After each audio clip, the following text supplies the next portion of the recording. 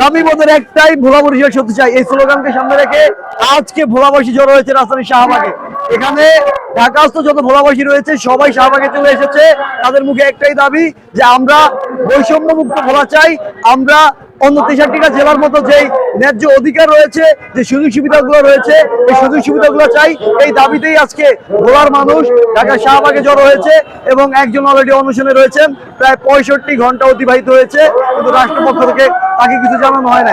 আমরা যদি একটু সরাসরি সামনে ফোকাস করি, এখানে কিন্তু এই মুহূর্তে স্লোগানের উত্তাল যে আসলে হয়ে গেছে। আমাদের রয়েছে, আপনারা ভোলার মানুষ এই ভিডিওটা দেখছেন, অবশ্যই আপনি যদি ভোলার হয়ে থাকেন তাহলে আমাদের ভিডিওটা শেয়ার করে দিবেন। আর পাশাপাশি আমরা এখন আমাদের একজন ভাইয়ের সাথে কথা বলবো।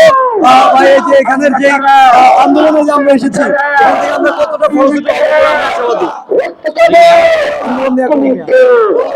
আসসালামু আলাইকুম প্রিয় ভোলাবাসী, আপনারা জানেন যে আমরা বিগত 1 মাস ধরে আমাদের লং মার্চ করে আসছি।